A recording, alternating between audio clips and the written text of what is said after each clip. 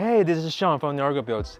Today I want to show you how we renovate our must bedroom closet, which I've been planning and dreaming about doing this over 2 years ago, but there are some other high priority projects taking the time and the budget. However, early this year, we're finally agreed to make this place awesome. So I will show you how it's all being done with this secret hack.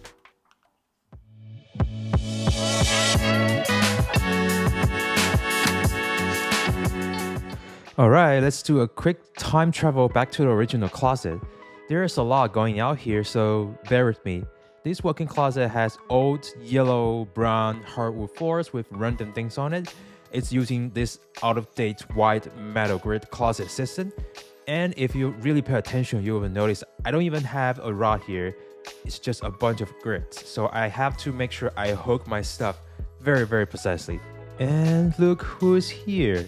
Minnie always wants to play hide and seek in the closet, and you can see I have many shelves here, but I haven't utilized all the space effectively because I don't like folding and stacking my clothes, because pulling one out can make the whole stack collapse. First, I moved absolutely everything out of the closet. I'm a bit embarrassed by how much stuff was there. After moving everything out, I started to uninstall the rack. I couldn't believe how many screws and nails were there to remove, and there are also a lot of holes to fill. Even though these will be covered by the new closet system, I still want to make sure they are in a good shape in case someone wants to redo the closet in the future. So the space is ready to go. There's one important decision left. Which closet system should I pick? Should I build it or I buy it from IKEA or Home Depot? The space is 7 feet wide and 8 feet depth, with a symmetric layout and an entrance in the middle. That means if I design for one wall, I can just replicate it from the other side. So after researches and comparison, we landed on this IKEA AURDAL system. It's a great budget-friendly option, and I used the web planning tool to design everything perfectly. I think this will really maximize every inch of the space. The downside is that it can't pull all the way out, and it doesn't have the soft close feature like IKEA PAX. But I have a hack to make it better, which I will show you later. Speaking of PAX, the main reason I didn't go with it, aside from the price, is that the distance between the wall and the door frame is only 24 inches, which is very close to the depth of the PAX cabinet. It will block the access to the light switch here and make the space feel cramped. Before installing the closet racks, I want to redo the old flooring. So I started laying SPC vinyl planks over them. I did floors for my entire house using the same planks, so let me know in the comment if you want me to make a video about it. After I finished the last row, Minnie came to do the inspection. Once I get her approval, I started to install the baseboard.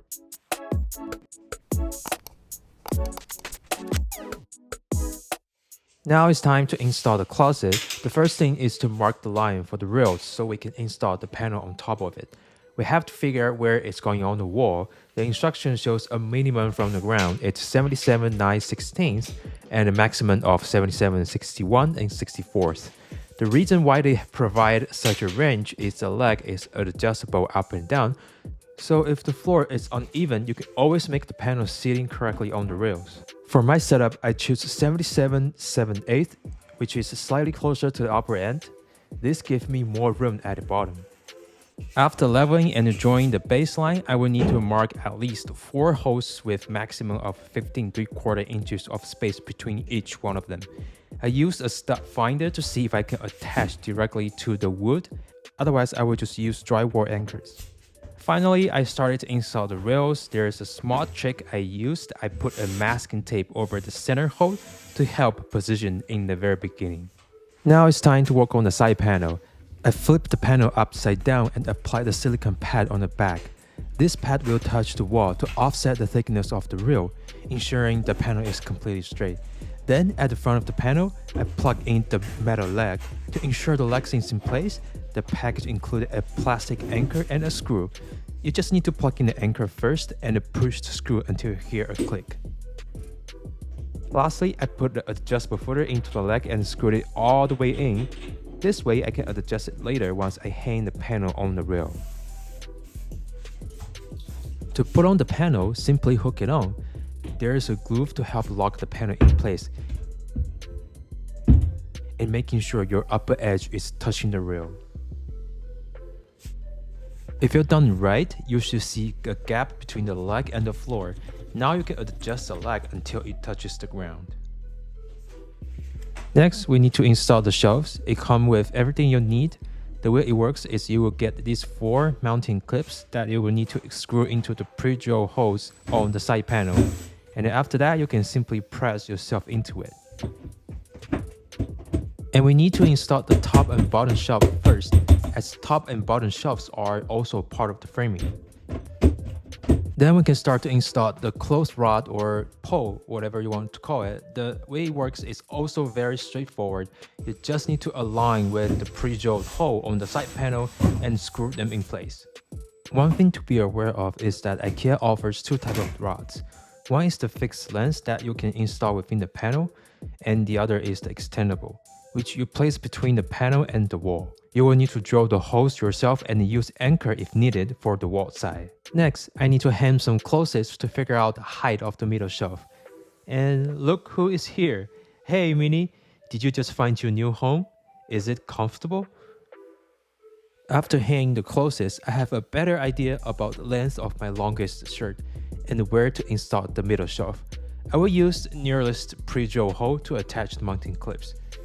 The rest will be the same. You put on your mounting clips and then you push your shelf and then apply some forces to make sure it's in place.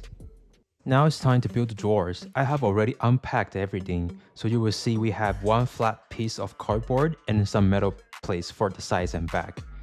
The assembly is pretty easy. There is a little sliding clips here. You just align and push, and then you will do the same on the other side. After that, just slide the bottom board into the groove and push it all the way down. Here I bring in the drawer front. I flip the drawer this way, facing down, line up the holes, and you will see this long piece of clip, and you will just push it down and lock in place. Okay, now it's time to put on the rail for the drawer. I'm going to do it top down, and you will need to make sure to leave one hole between the rail and the shelf so your drawer can slide in perfectly. The IKEA drawer is pretty good for the price, but with the standard slider, you can only open this much. However, I have a hack that allows the same drawer to push open and pull all the way out. Plus, the hacked drawer is quieter than the original slider. In terms of accessibility, with the original slider, 1/4 of the drawer space remains inside, makes it hard to reach things at the back. However, with the hacked version, it's much easier because it's a full pull-out drawer. Now you might be wondering how this was done. I purchased the additional drawer slides with a push-open mechanism and attached them here.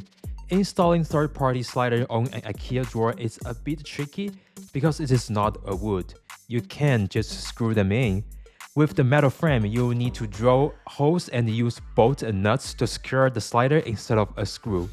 Alright, so if you want to see how this all been done, please like and subscribe because I'm gonna post a step-by-step tutorial video next week, including the mistake I made so you can avoid them.